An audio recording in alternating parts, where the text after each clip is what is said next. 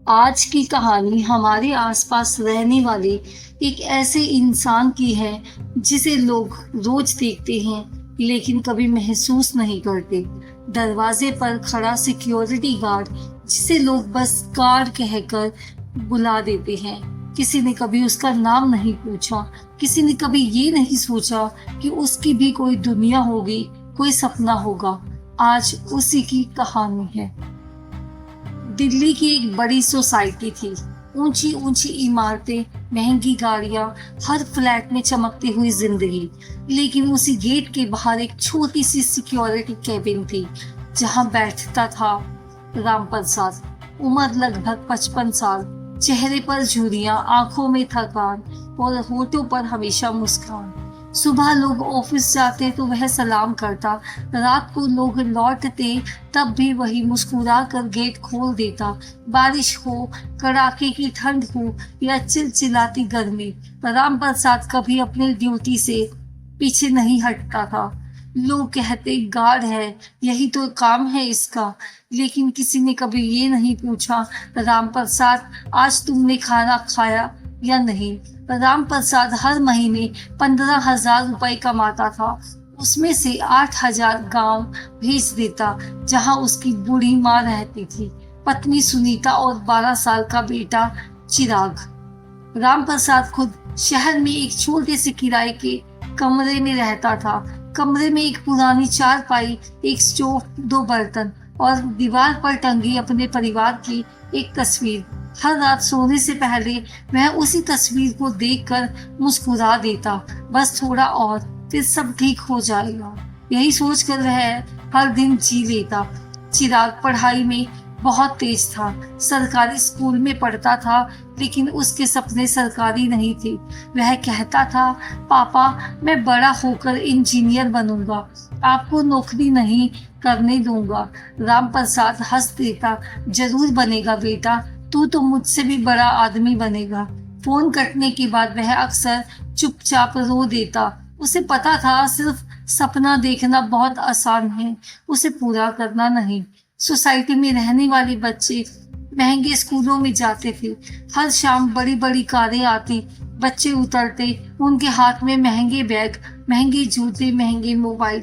राम प्रसाद उन्हें देखकर मुस्कुरा देता, लेकिन उसके मन में हमेशा एक ही चेहरा आता, चिराग। उसे याद आता उसका बेटा पिछले 2 साल से एक ही स्कूल बैग इस्तेमाल कर रहा है। जूते भी जगह जगह से घिस चुके हैं, लेकिन उसने कभी शिकायत नहीं की। एक दिन सोसाइटी के बाहर एक बड़ी कार रुकी। करीब 10 साल का एक छोटा सा बच्चा गुस्से में अपना नया मोबाइल सड़क पर फेंक देता है। उसकी माँ बोली, कोई बात नहीं बेटा, शाम को नया दिला दूंगी। राम प्रसाद दूर से खड़ा यह सब देख रहा था। उसे अचानक चिराग की आवाज याद आई, पापा अगर इस साल किताबें नहीं दिलवा सकते तो मैं पुराने बाजार से ले लूंगा। राम प्रसाद ने अपनी टोपी थोड़ा नीचे कर ली ताकि उसकी आंखों में आंसू ना कोई देख सके। उस रात ड्यूटी खत्म होने के बाद वह कमरे में पहुंचा। जेब में सिर्फ 320 रुपए बचे थे। उसी समय गांव से पत्नी का फोन आया, सुनो जी, स्कूल से नोटिस आया है, अगले सोमवार तक फीस जमा नहीं हुई तो चिराग का नाम काट देंगे। राम प्रसाद कुछ देर तक चुप रहा। उसने जेब टटोली, फिर धीरे से बोला, मैं कुछ करता हूँ। फोन रखते ही वह देर तक छत को देखता रहा। उस रात उसे नींद नहीं आई। सुबह 4 बजे जब पूरी सोसाइटी सो रही थी, राम प्रसाद अपनी कैबिन के बाहर बैठा आसमान देख रहा था। उसने खुद से सिर्फ एक बात कही, हे भगवान, मेरे सपने पूरे मत करना, बस मेरे बेटे का सपना मत टूटने देना। उसे क्या पता था कि आने वाला एक हफ्ता उसकी जिंदगी की सबसे कठिन परीक्षा बनने वाला है, और उसी परीक्षा में उसे ऐसा फैसला लेना पड़ेगा जो एक पिता का दिल तोड़ देगा, लेकिन दुनिया उसे कभी नहीं समझ पाएगी। अब राम प्रसाद फीस के लिए हर दरवाजा खटखटाएगा, उसे अपमान झेलना पड़ेगा, और फिर एक ऐसी घटना होगी जो ईमानदारी और उसके बेटे के सपने दोनों की सबसे बड़ी परीक्षा लेगी। आइए आगे की कहानी सुनते हैं। बच्चों, जिंदगी में सबसे बड़ा दर्द भूख का नहीं होता। सबसे बड़ा दर्द तब होता है जब एक बाप अपने बच्चे की आंखों में सपना तो देख ले, लेकिन उसे पूरा करने की ताकत अपने हाथों में ना पाए। राम प्रसाद भी उसी दर्द से गुजर रहा था। सुबह के 6 बजे थे। सोसाइटी में धीरे धीरे लोगों की आवाजाही शुरू हो गई थी। कोई जॉगिंग कर रहा था, कोई अपने कुत्ते को घुमा रहा था, कोई मोबाइल पर बात करते हुए गेट से निकल रहा था। राम प्रसाद हमेशा की तरह हर किसी को मुस्कुराकर सलाम कर रहा था, लेकिन आज उसकी मुस्कान आंखों तक पहुंच नहीं रही थी। उसके मन में सिर्फ एक बात घूम रही थी, सोमवार तक चिराग की फीस कैसे भरूं। ड्यूटी खत्म होने के बाद वह सीधे बैंक पहुंचा। सोचा शायद कुछ बचत हो। पासबुक अपडेट करवाई। मशीन से निकली पर्ची हाथ में आते ही उसकी उंगलियां कांप गई। खाते में सिर्फ 487 रुपए थे। उसने कई सेकंड तक उस पर्ची को देखा, जैसे उम्मीद कर रहा हो कि शायद मशीन ने गलती की हो, लेकिन सच वही था। 487 रुपए और फीस थी 5,000। वह बैंक से बाहर निकला, जेब में पर्ची रखी, चेहरा झुका हुआ था। तभी सामने एक मिठाई की दुकान दिखी। एक पिता अपने बेटे के लिए बड़ी सी केक खरीद रहा था। बेटा खुशी से उछल रहा था। राम प्रसाद कुछ पल उन्हें देखता रहा, फिर मुस्कुराया, लेकिन अगले ही पल उसकी आंखें भर आई। उसे याद आया 2 महीने पहले चिराग का जन्मदिन था। उस दिन उसने वीडियो कॉल पर कहा था, पापा इस बार केक मत लाना, जब मैं इंजीनियर बनूंगा तब हम दोनों मिलकर सबसे बड़ा केक काटेंगे। राम प्रसाद ने उस दिन कैमरा बंद करके अपने बेटे को याद किया और बहुत रोया था। उसने फैसला किया किसी से उधार मांगना ही पड़ेगा। सबसे पहले वह अपने पुराने दोस्त महेश के पास गया। महेश पहले उसी के साथ सिक्योरिटी गार्ड था, अब सुपरवाइजर बन चुका था। राम प्रसाद ने झिझकते हुए कहा, महेश अगर 5,000 रुपए मिल जाएं तो अगले 2 महीने में लौटा दूंगा। महेश ने गहरी सांस ली। रामू अगर मेरे पास होते तो बिना पूछे मैं दे देता, लेकिन मेरी बेटी अस्पताल में है, मेरे पास कुछ नहीं बचा। राम प्रसाद ने तुरंत मुस्कुराकर कहा, कोई बात नहीं, मैं बस ऐसे ही पूछ रहा था। वह मुड़ गया, लेकिन उसकी चाल बता रही थी कि उसका दिल कितना भारी हो चुका था। अब उसने दूसरी जगह कोशिश की। सोसाइटी के एक बड़े फ्लैट में रहने वाले शर्मा जी अक्सर उससे कहते थे, राम प्रसाद तुम बहुत ईमानदार आदमी हो। आज पहली बार राम प्रसाद ने उनकी घंटी बजाई। दरवाजा खुला। उसने धीरे से कहा, साहब अगर थोड़ी मदद मिल जाए, बेटे की स्कूल की फीस भरनी है। शर्मा जी ने उसकी पूरी बात भी नहीं सुनी। देखो हम ऐसे पैसे नहीं देते, आज तुम्हें देंगे, कल 10 लोग आ जाएंगे। इतना कहकर उन्होंने दरवाजा बंद कर दिया। राम प्रसाद कुछ पल वहीं खड़ा रहा। उसने पहली बार महसूस किया कि कभी कभी बंद दरवाजे दिल पर भी लग जाते हैं। वह वापस अपने कैबिन में आकर बैठ गया। उसने जेब से अपने बेटे की छोटी सी फोटो निकाली, उस पर हाथ फेरा, धीरे से बोला, बेटा मैं हार नहीं मानूंगा। उसी समय मोबाइल बजा। चिराग का वीडियो कॉल था। स्क्रीन पर वही मासूम चेहरा। पापा आपने खाना खाया? राम प्रसाद मुस्कुराया, हाँ बेटा। असलियत यह थी कि उसने सुबह से सिर्फ चाय पी थी। चिराग बोला, पापा आज मैंने साइंस टेस्ट में पूरे नंबर लाए हैं। राम प्रसाद की आंखें चमक उठी। सच? हाँ, मैडम ने कहा अगर ऐसे ही पढ़ता रहा तो एक दिन बहुत बड़ा इंजीनियर बन जाएगा। राम प्रसाद ने अपनी आंखों से आंसू पोंछे ताकि कैमरे में दिखाई ना दे। चिराग कुछ देर चुप रहा, फिर बोला, पापा एक बात पूछूं? तो उसने कहा, पूछो बेटा। माँ कह रही थी कि फीस जमा करनी है, अगर पैसे नहीं है तो मेरा नाम कट जाएगा क्या? राम प्रसाद का गला सूख गया। कुछ सेकंड तक वह कुछ बोल नहीं पाया, फिर मुस्कुराने की कोशिश करते हुए बोला, अरे पागल, तेरे पापा अभी जिंदा है, तेरा नाम कोई कैसे काट सकता है? चिराग मुस्कुरा दिया, लेकिन कॉल कटने के बाद राम प्रसाद पहली बार बच्चों की तरह फूट फूट कर रो पड़ा। उस रात बारिश हो रही थी, तेज हवा चल रही थी। गेट के पास पानी भर गया था, फिर भी वह पूरी ईमानदारी से ड्यूटी कर रहा था। रात लगभग 11 बजे एक काली लग्जरी कार तेजी से अंदर आई। उसमें बैठे एक बड़े बिजनेसमैन जल्दी में थे। कार पार्क करके वे सीधे लेफ्ट की ओर भाग गए। राम प्रसाद ने हमेशा की तरह सलाम किया, लेकिन शायद उन्होंने देखा भी नहीं। करीब आधे घंटे बाद राम प्रसाद गेट के पास चक्कर लगा रहा था, तभी उसकी नजर पार्किंग में पड़ी। एक चमड़े का महंगा ब्रीफ केस कार के पास जमीन पर पड़ा था। आसपास कोई नहीं था। उसने ब्रीफ केस उठाया। वह काफी भारी था। उसने सोचा शायद किसी का ऑफिस बैग होगा, लेकिन जैसे ही उसने हैंडल सीधा किया, लॉक थोड़ा खुल गया। अंदर से नोटों की गड्डियां दिखाई दी। राम प्रसाद के हाथ कांप गए। इतने पैसे उसने शायद एक साथ पूरी जिंदगी में कभी देखे ही नहीं थे। उसके दिमाग में एक आवाज गूंजी, सिर्फ 5,000 चाहिए, बस 5,000। बारिश तेज हो रही थी। केबिन में वह अकेला था। चारों तरफ सन्नाटा और सामने रखा था उसके बेटे के सपनों से भी बड़ा इम्तिहान। बच्चों, इंसान की असली पहचान तब नहीं होती जब उसकी जेब भरी हो। असली पहचान तब होती है जब उसकी जरूरत बहुत बड़ी हो और सामने वाला गलत रास्ता खुद चलकर आपके पास आ जाए। उस रात राम प्रसाद की परीक्षा भगवान नहीं, उसकी अंतरात्मा ले रही थी। बारिश लगातार हो रही थी। केबिन की टीन की छत पर गिरती बूंदी ऐसा शोर कर रही थी जैसे आसमान भी बेचैन हो। राम प्रसाद ने ब्रीफ केस को मेज पर रखा। उसकी नजर बार बार उसी पर जा रही थी। उसने धीरे से उसे खोला। अंदर नोटों की मोटी मोटी गड्डियां कराने से साफ सुथरी रखी हुई थी। कुछ जरूरी कागज, एक लैपटॉप, एक छोटी सी डायरी। राम प्रसाद ने तुरंत ब्रीफ केस बंद कर दिया। उसके हाथ कांप रहे थे। वह कुर्सी पर बैठ गया। उसके मन में दो आवाजें लड़ रही थी। एक आवाज कह रही थी, सिर्फ 5,000 निकाल ले, बाद में वापस रख देना, किसी को पता नहीं चलेगा। दूसरी आवाज कह रही थी, जिस ईमानदारी की वजह से लोग तुझे पहचानते हैं, क्या उसे सिर्फ 5,000 में बेच देगा? राम प्रसाद ने दोनों हाथों से अपना चेहरा ढक लिया। उसी समय उसके मोबाइल पर पत्नी सुनीता का संदेश आया। कल स्कूल से आखिरी याद दिलाने वाला नोटिस आया है। चिराग कुछ नहीं बोला, लेकिन देर तक अपनी किताबें देखकर चुपचाप बैठा रहा।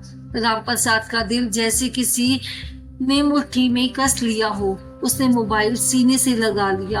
आंखें बंद करके बस इतना कहा, हे भगवान, आज मेरी गरीबी मत देख, मेरी नियत बचा देना। आज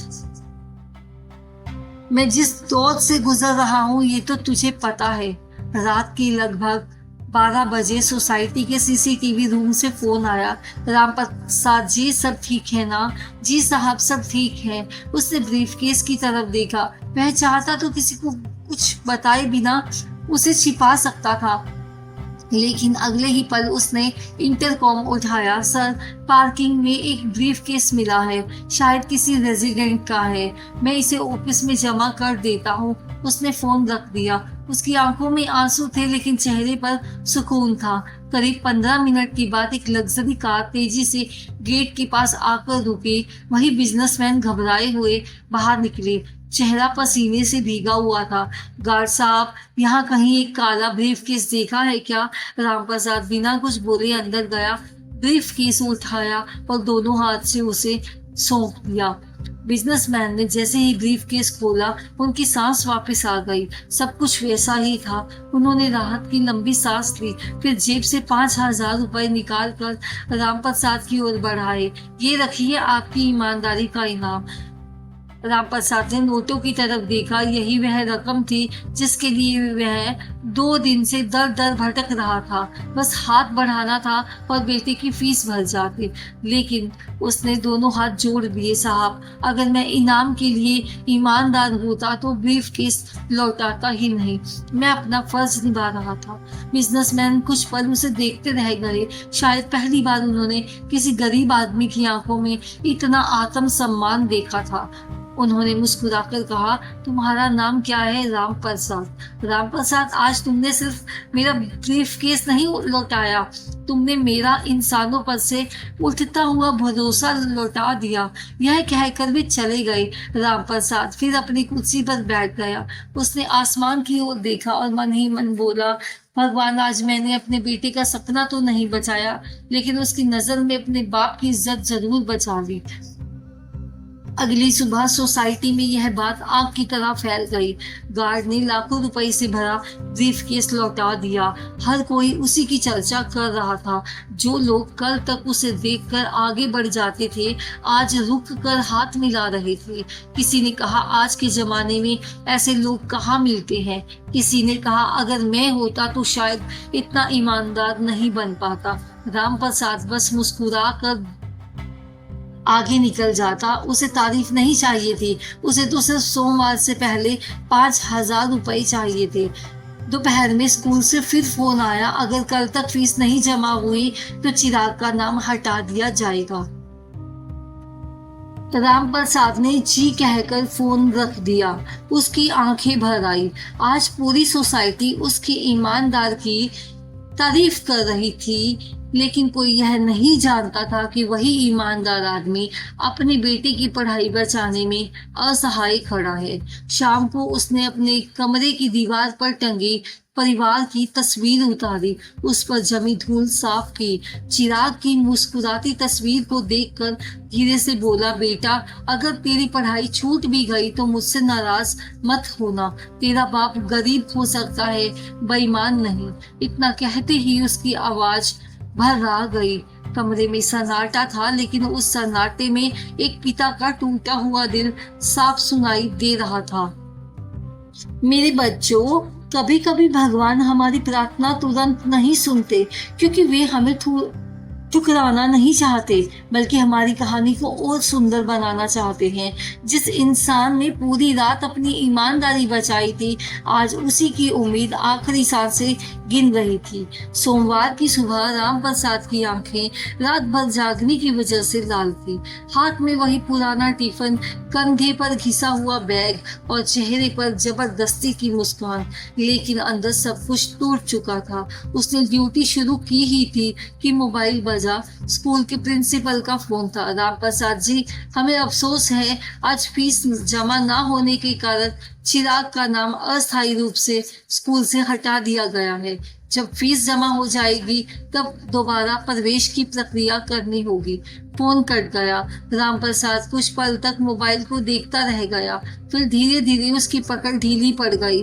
मोबाइल जमीन पर गिर पड़ा, लेकिन उसे उठाने की भी ताकत अब नहीं बची थी। उसकी आंखों से आंसू बह निकले।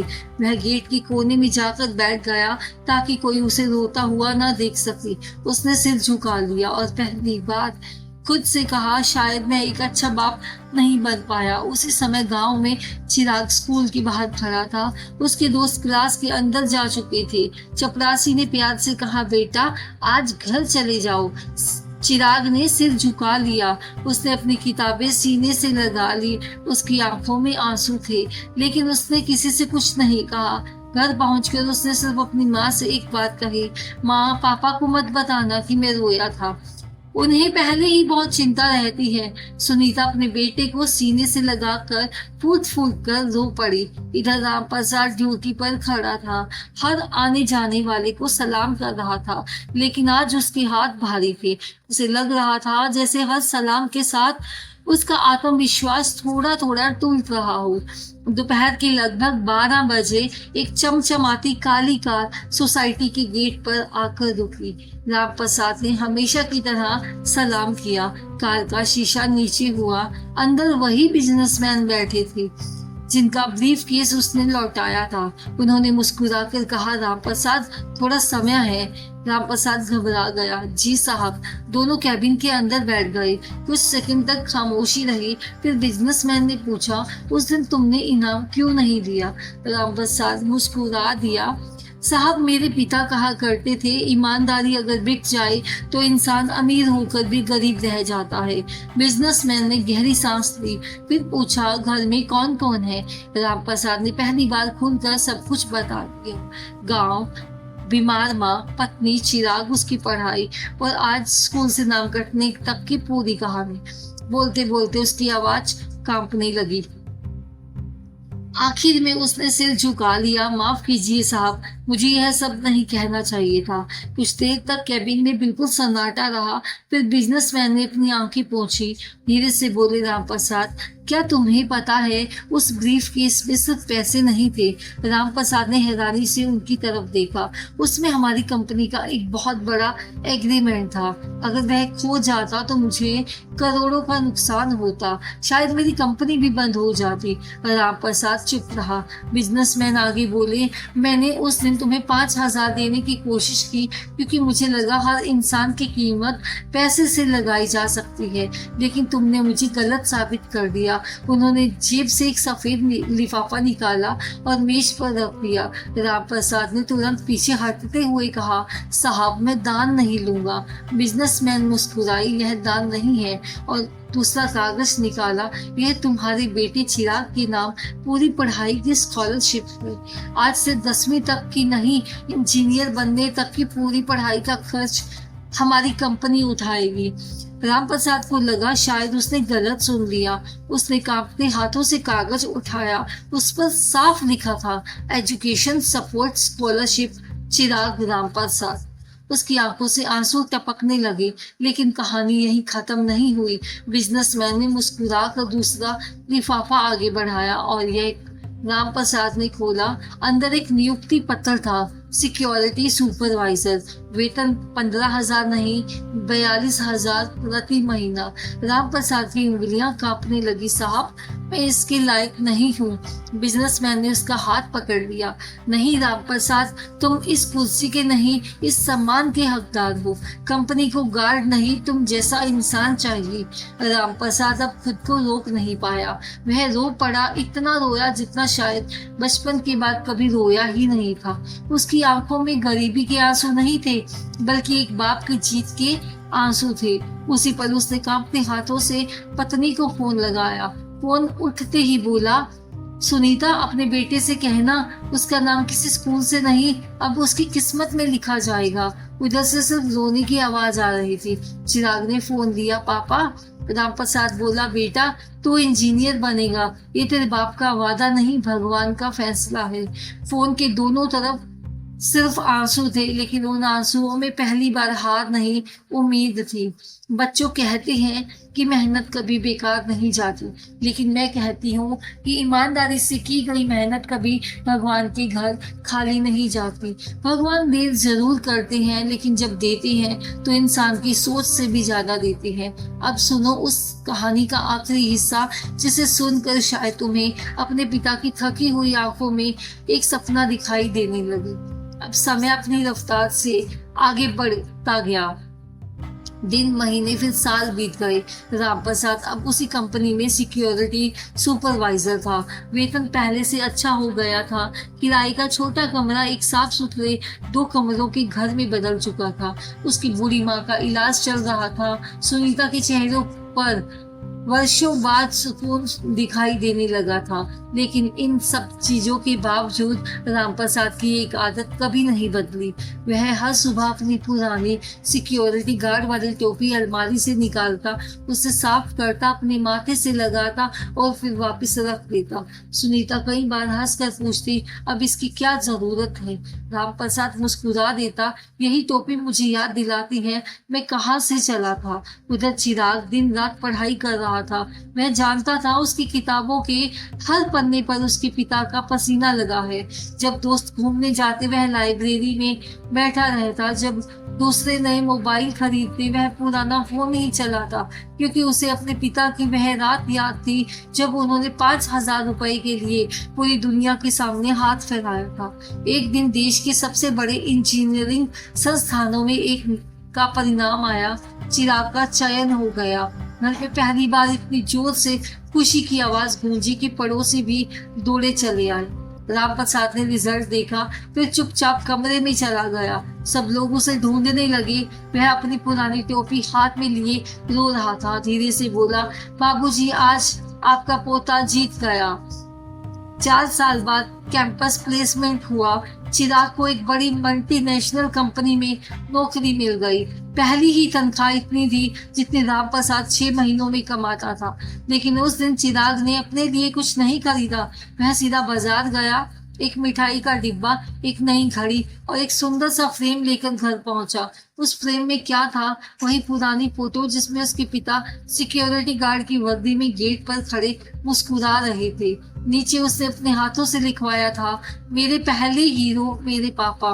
कुछ महीनों बाद उस सोसाइटी की स्थापना के 25 साल पूरे हुए। एक बड़ा समारोह रखा गया। पुराने कर्मचारियों को सम्मानित किया जाना था। राम प्रसाद को भी निमंत्रण मिला। वह अपने पुरानी इस्त्री की हुई वर्दी पहनकर पहुंचा। गेट पर खड़े होकर उसने एक पल के लिए उसी जगह को देखा जहां कभी उसने बारिश में भीगते हुए रातें काटी थी, जहां उसने भूखे पेट ड्यूटी की थी, जहां उसने लाखों रुपए लौटा कर अपने बेटी का भविष्य भगवान के भरोसे छोड़ दिया था। उसकी आंखें भर आई। मंच पर एंकर ने घोषणा की, आज हमारे बीच एक विशेष अतिथि भी मौजूद हैं। देश की प्रसिद्ध इंफ्रास्ट्रक्चर कंपनी के युवा प्रोजेक्ट डायरेक्टर इंजीनियर चिराग राम प्रसाद। पूरा हॉल तालियों से गूंज उठा। राम प्रसाद हैरान रह गया। उसे पता ही नहीं था कि चिराग को भी बुलाया गया है। चिराग मंच पर पहुंचा। उसने माइक हाथ में लिया। कुछ पल तक सामने बैठे लोगों को देखता रहा। फिर उसकी नजर अपने पिता पर पड़ी।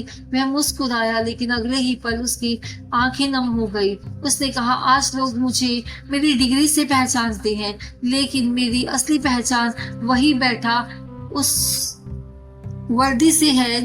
उसने हाथ उठाकर अपने पिता की ओर इशारा किया। पूरा हॉल उनकी तरफ देखने लगा। चिराग धीरे धीरे मंच से उतरा, सबके सामने अपने पिता के पास पहुंचा और बिना कुछ कहे उनके पैरों में झुक गया। पूरे हॉल में सन्नाटा छा गया। राम प्रसाद घबरा गए। उन्होंने तुरंत बेटे को उठाने की कोशिश की, लेकिन चिराग ने उनके पैरों को और मजबूती से पकड़ लिया। रोते हुए बोला, पापा, आज मैं इंजीनियर हूँ, तो इसलिए नहीं कि मैं बहुत होशियार था, बल्कि इसलिए क्योंकि आपने एक रात 5,000 रुपए के लिए अपनी ईमानदारी नहीं बेची। हाल में बैठे लोगों की आंखें भर आई। उसी समय वही बिजनेसमैन मंच पर आए। उन्होंने माइक लिया और कहा, दोस्तों, आप जिस इंजीनियर का सम्मान कर रहे हैं, उसकी शुरुआत उस दिन हुई थी जब उसके पिता ने करोड़ों का ब्रीफ केस बिना एक रुपए निकाले वापस कर दिया था। अगर उस दिन राम प्रसाद ईमानदारी हार जाते तो शायद आज यह लड़का यहाँ खड़ा नहीं होता।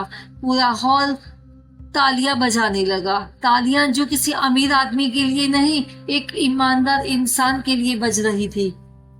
कार्यक्रम खत्म होने के बाद चिराग अपने पिता को उसी पुराने गेट के पास ले गया। वह बोला, पापा, याद है यही खड़े होकर आप मुझे कहते थे तू बड़ा आदमी बनेगा, और मुझसे भी बड़ा। आज मैं आपको एक बात बताना चाहता हूँ, मैं बड़ा आदमी नहीं बना, मैं सिर्फ अपने पिता का एक बेटा बन पाया, और यही मेरी सबसे बड़ी कमाई है। राम प्रसाद ने बेटे को गले लगा लिया। दोनों देर तक रोते रहे, लेकिन उस दिन उनके आंसू दर्द के नहीं, जीत के थे। बच्चों, आज की कहानी से क्या सीखा? गरीबी इंसान की पहचान नहीं होती, बेईमानी होती है। पैसा कभी किसी को बड़ा नहीं बनाता, चरित्र बनाता है। याद रखना, बच्चे अपने माता पिता की बात कम सुनते हैं, लेकिन उनका जीवन जरूर देखते हैं। अगर तुम चाहते हो तुम्हारे बच्चे अच्छे इंसान बने, तो उन्हें महंगे खिलौने देने से पहले अच्छे संस्कार देना। और हाँ, घर के उस इंसान की इज्जत जरूर करना जो रोज चुपचाप अपनी थकान छिपाकर तुम्हारे सपनों की रखवाली करता है, क्योंकि हर सिक्योरिटी गार्ड सिर्फ किसी बिल्डिंग की सुरक्षा नहीं करता, कई बार वह अपने परिवार के सपनों की भी रखवाली कर रहा होता है। अगर कहानी पसंद आई है तो लाइक, शेयर और कमेंट जरूर कीजिए, और हमारे चैनल दादी की चिट्ठी को सब्सक्राइब जरूर कीजिए। फिर मिलते हैं एक और नई कहानी के साथ।